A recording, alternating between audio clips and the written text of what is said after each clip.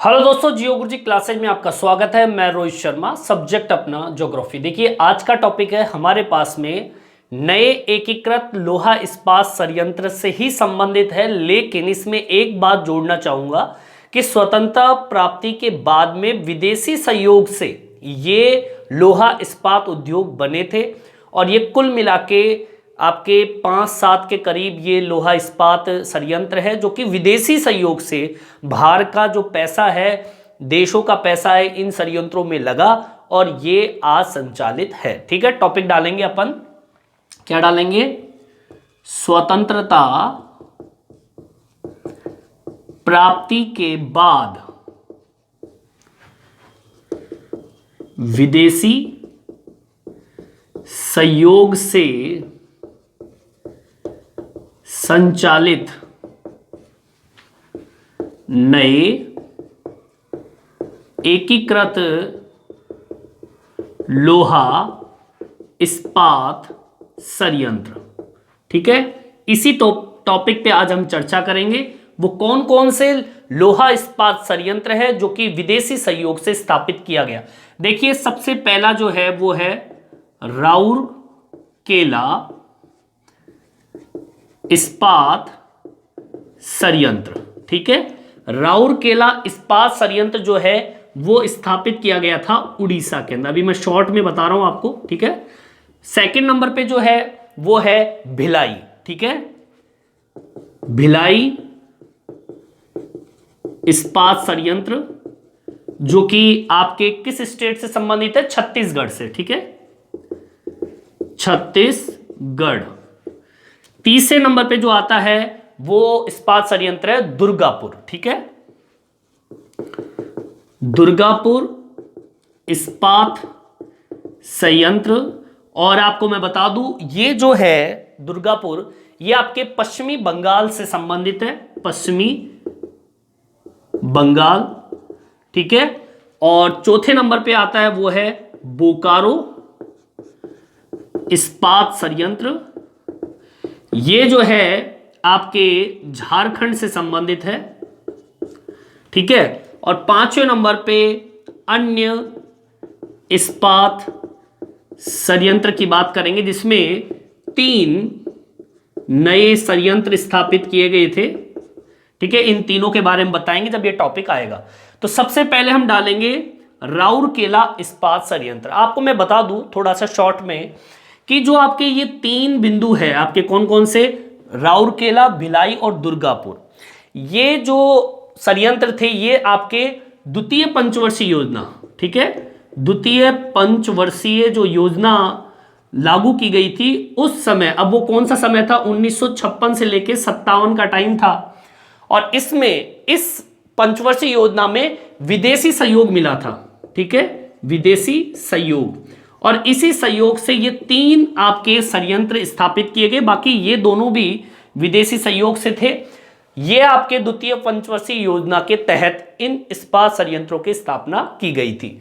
आपका जो अन्य इस्पात संयंत्र है ये आपके चतुर्थ पंचवर्षीय योजनाओं में लागू की गई थी। ठीक है, और इस तरीके से ये आपके तृतीय पंचवर्षीय योजना से संबंधित है। इस तरीके से आपके इस संयंत्रों की स्थापना हुई थी। अब सबसे पहला पॉइंट डाल लेंगे अपन राउरकेला इस्पात संयंत्र।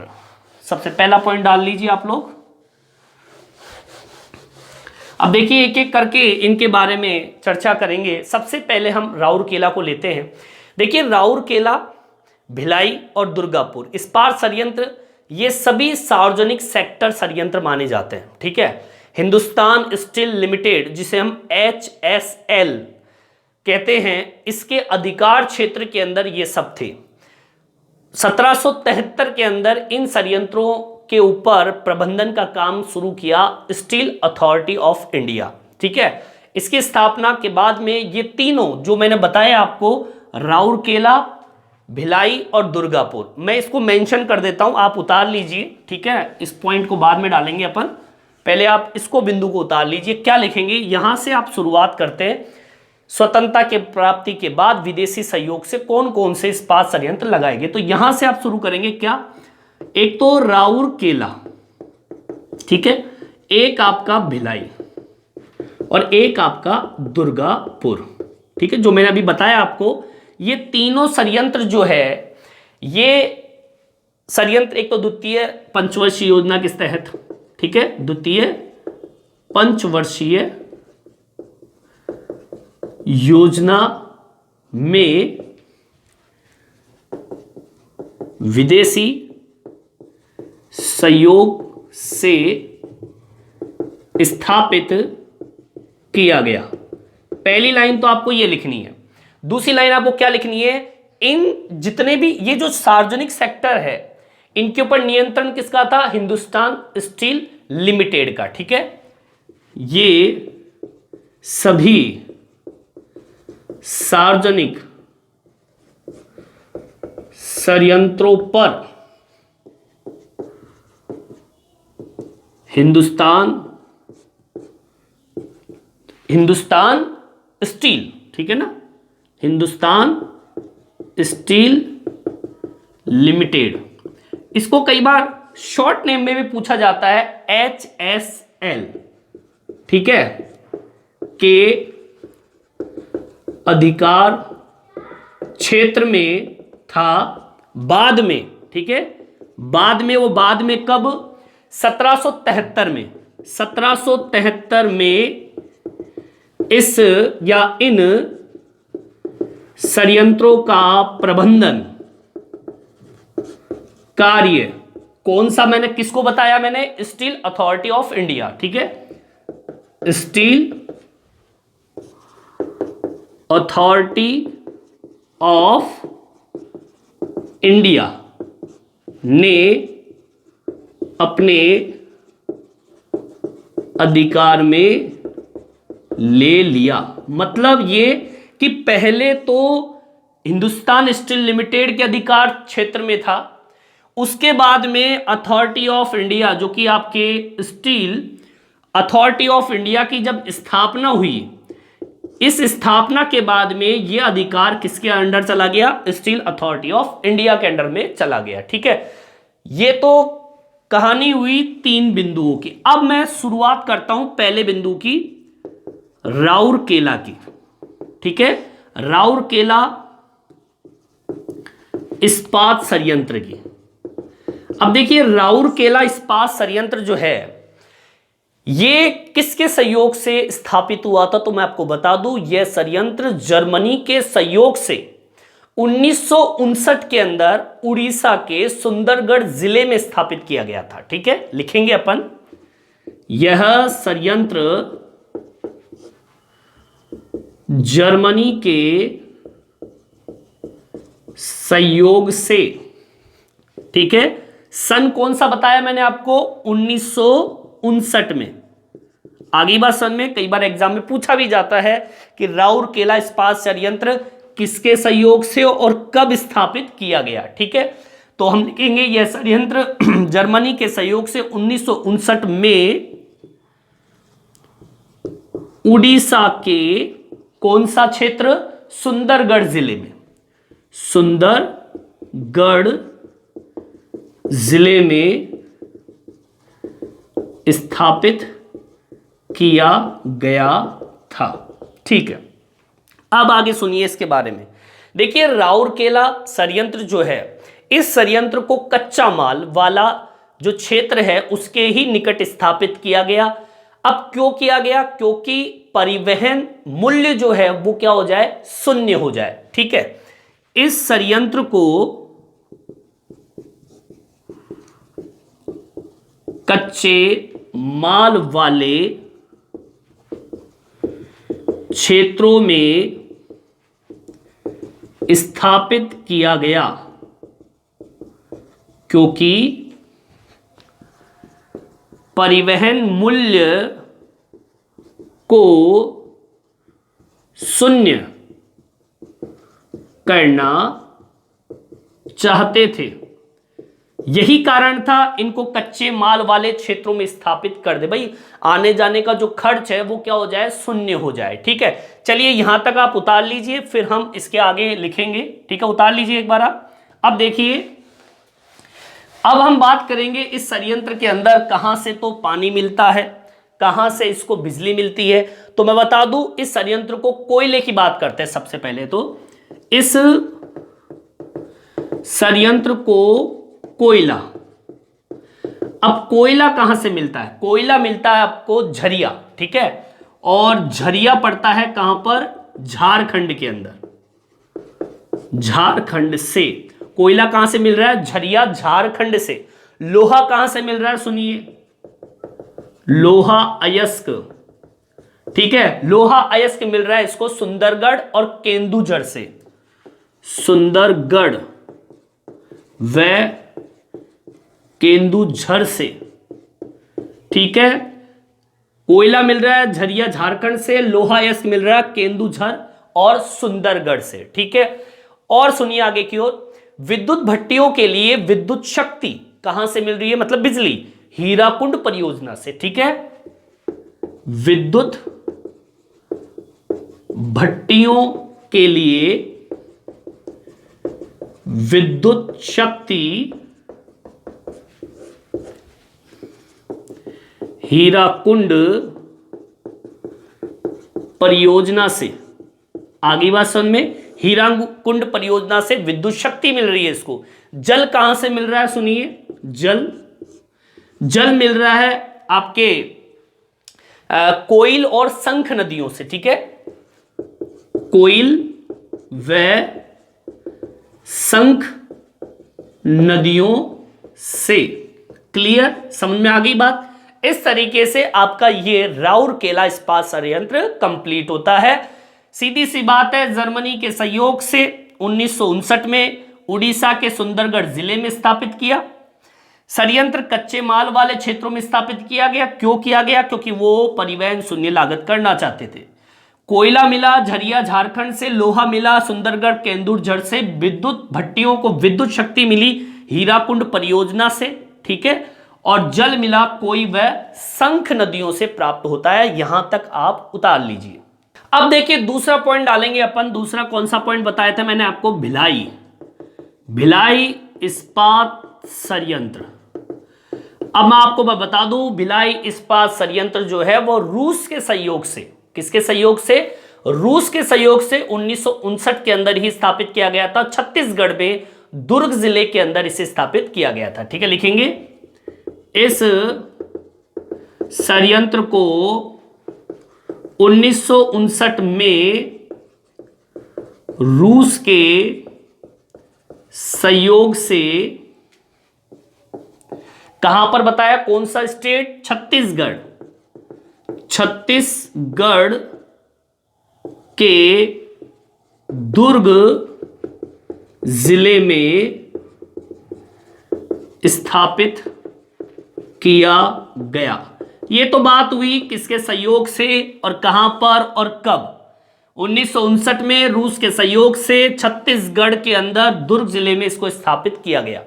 इस संयंत्र को लोहा अयस्क कहां से मिलता है? देखेंगे, इस संयंत्र को लोहा अयस्क, सबसे पहले हम बात करेंगे लोहे अयस्क की, ठीक है, अयस्क। अब देखिए लोहा अयस्क जो है ये मिलता है इसे डल्ली राजहरा खानों से प्राप्त होता है, ठीक है। डल्ली राजहरो पहाड़ियों से प्राप्त होता है। ये तो भैया लोहा अयस्क की बात हुई, ठीक है। अब मैं बात करता हूं कोयले की। कोयला कहां से प्राप्त होता है? तो आपको बता दूं, कोयला जो है कोरबा और करगाली कोयला खानों से प्राप्त होता है, ठीक है। कोयला कोरबा व करगाली की कोयला खानों से। आगे बात सुन में, कोरबा व करगाली जो खान है कोयले की, वहां से इसको प्राप्त किया जाता है। जल की बात कर लेते हैं।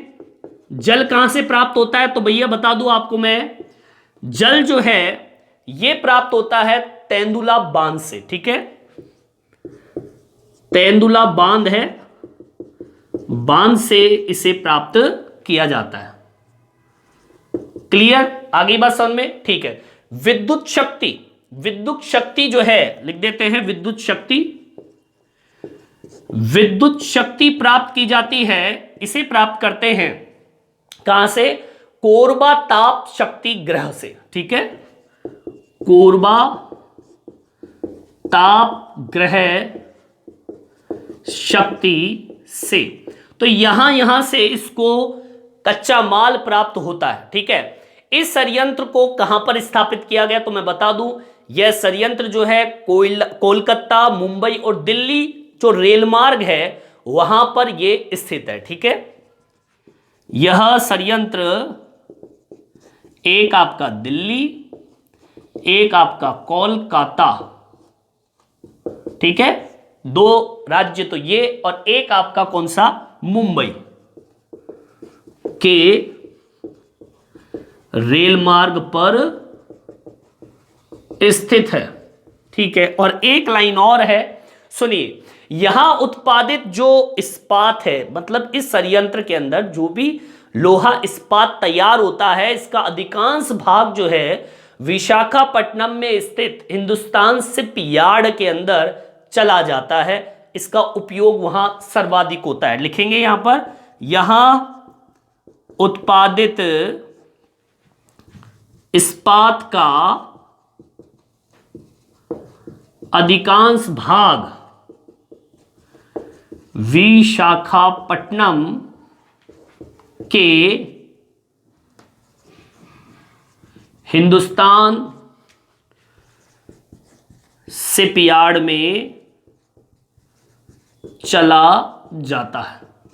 तो इस तरीके से अपना भिलाई इस्पात संयंत्र कंप्लीट होता। आपको लिखना पड़ेगा कोयला कहां से, जल कहां से, विद्युत शक्ति कहां से, और इसका क्या उपयोग है, कहां पर यह मिलता है, लोहा यस कहां से मिलता है, और इस तरीके से यह संचालित होता है। ठीक है, यहां तक आप उतार लीजिए।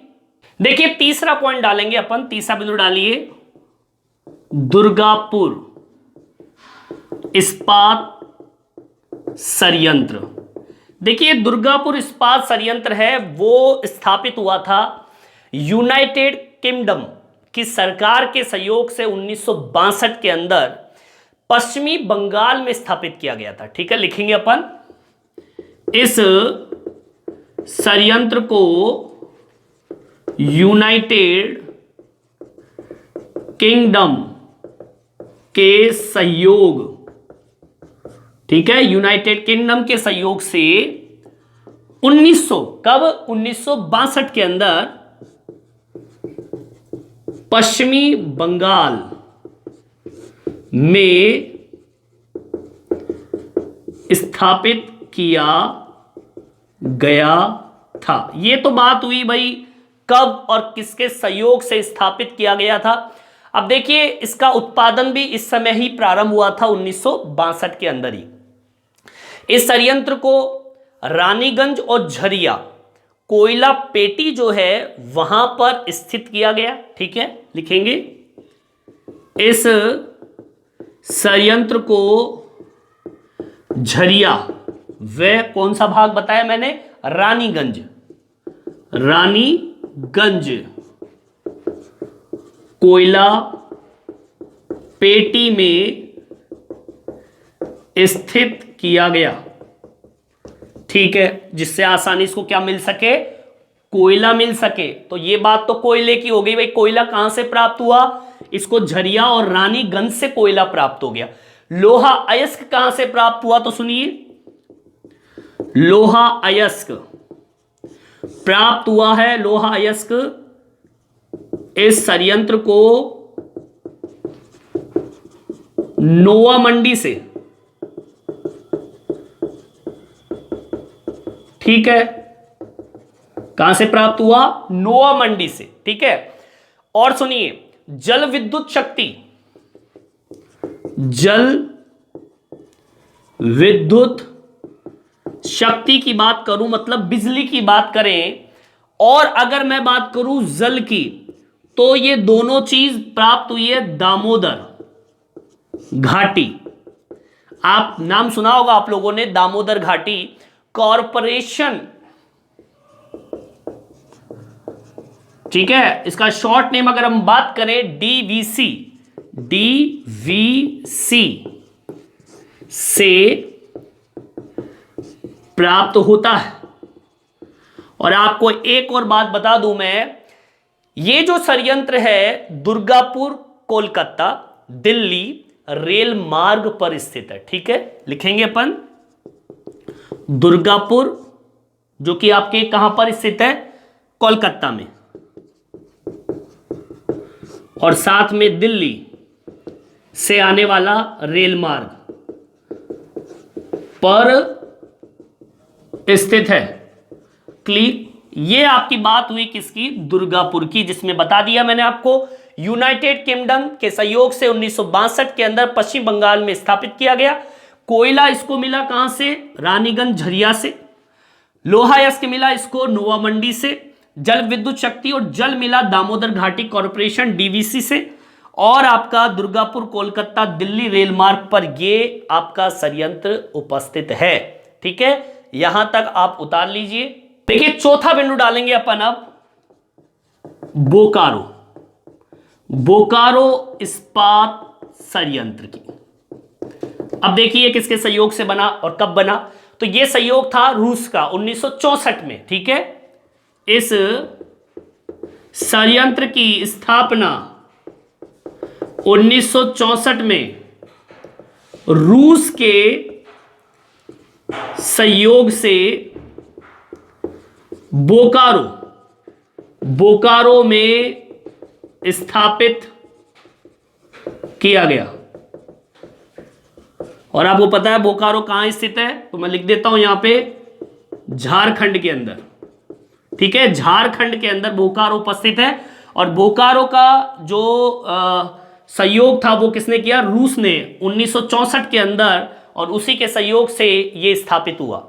इस षड्यंत्र की स्थापना परिवहन लागत को कम करने के लिए, इसको एक तरीके से मैं बताऊं आपको, बोकारो और राउरकेला को संयुक्त रूप से, राउरकेला प्रदेश से लोहा अयस्क प्राप्त करते थे। कहां से, राउरकेला प्रदेश से। और वापसी के अंदर मालगाड़ी के डिब्बे में राउरकेला के लिए कोयला ले जाते थे। कहां से, बोकारो से। आगे बात समझ में, लिखेंगे इस षड्यंत्र की स्थापना परिवहन लागत को शून्य करने में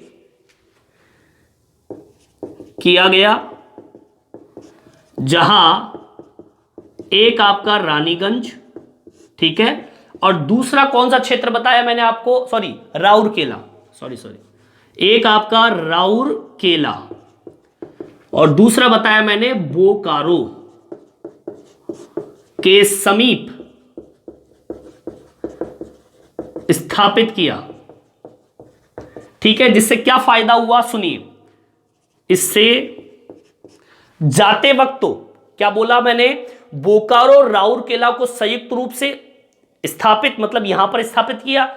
राउरकेला प्रदेश से लोहा अयस्क प्राप्त करते थे। कहां से, राउरकेला से लोहा अयस्क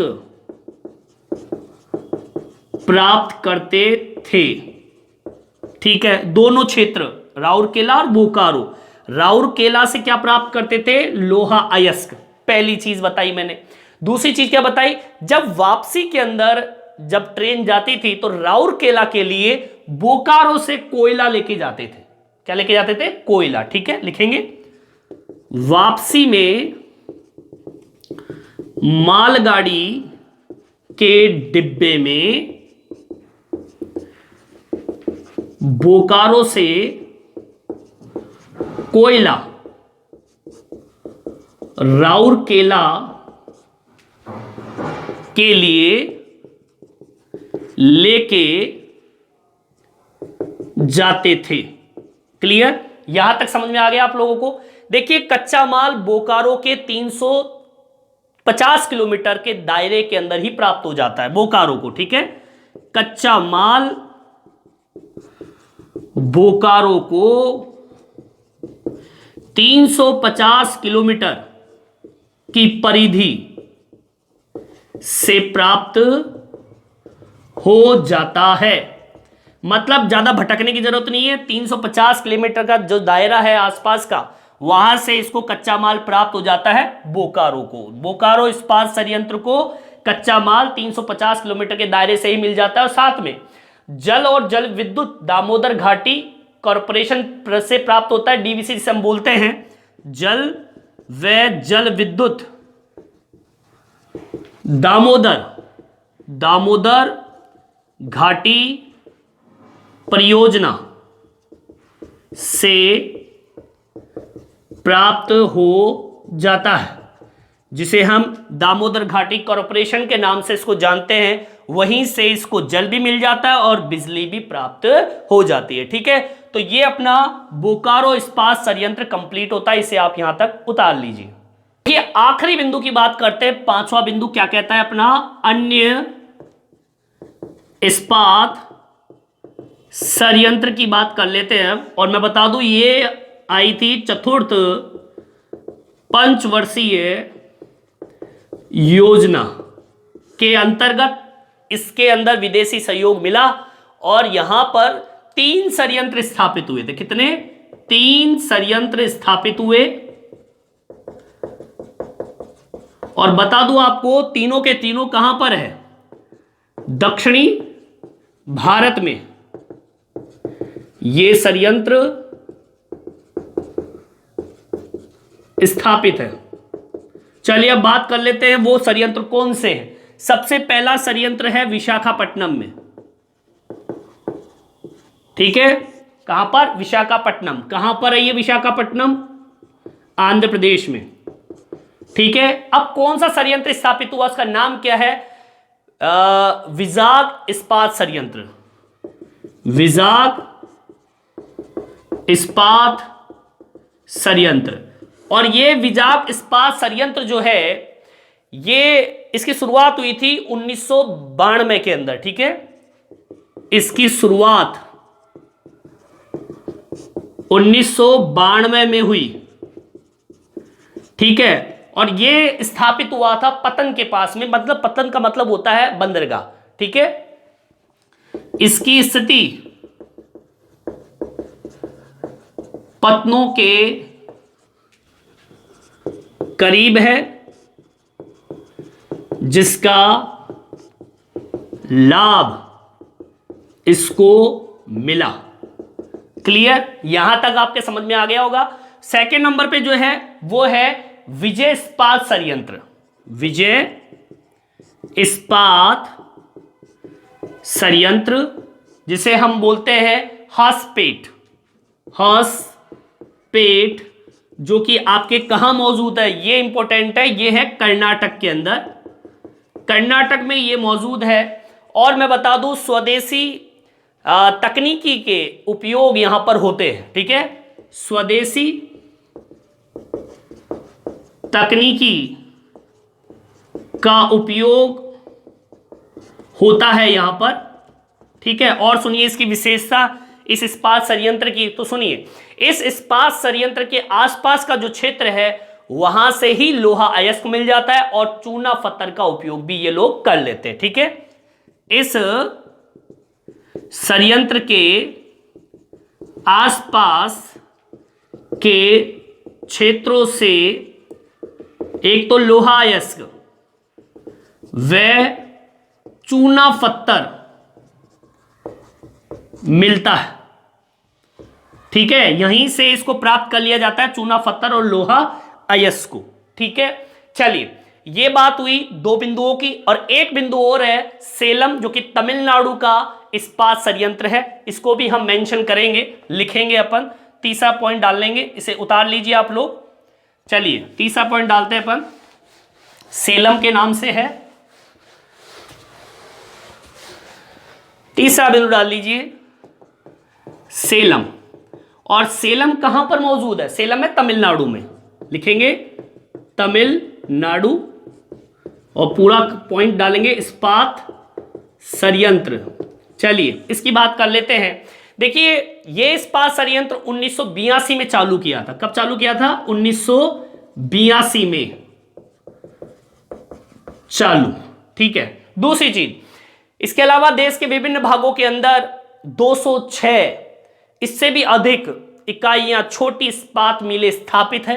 ठीक है, ये तो कंप्लीट हो गया, इतना ही है इसमें। सेलम जो है तमिलनाडु के इस्पात संयंत्र जो कि 1982 में चालू हुआ। इसके अलावा या इनके अलावा मतलब जो आपने अब तक पढ़े हैं इस्पात संयंत्र, उनके अलावा देश में 206, इनके अलावा देश में 206 इस्पात छोटी मिलें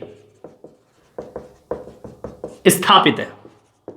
और एक आखिर में लाइन और जोड़ रहा हूं, इसमें अधिकांश इकाइयां जो है मुख्य कच्चे माल के रूप में रद्दी लोहा उपयोग में लेते हैं और विद्युत जो ताप भट्टी है उसमें प्रक्रमित करके उन्हें गलाकर इसका उपयोग करते हैं। ठीक है, लिखेंगे इसमें अधिकांश इकाइयां रद्दी लोहे को ताप भट्टियों में गलाकर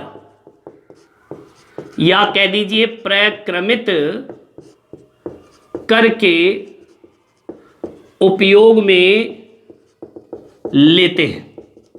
क्लियर? यहां तक अपना पॉइंट कंप्लीट होता है और ये आपका टॉपिक भी कंप्लीट होता है। ये लोहा इस्पात संयंत्र का टॉपिक अपना आज कंप्लीट होता है। ठीक है, यहां तक आपके समझ में आ गया होगा। इस वीडियो को यहीं पर कंप्लीट करते हैं। ठीक है, इस वीडियो में इतना ही। ये वीडियो आपको कैसा लगा कमेंट्स करके जरूर बताएं। मेरे चैनल को सब्सक्राइब जरूर करें, इससे नए नए वीडियो आप तक पहुंचा सकूं। धन्यवाद।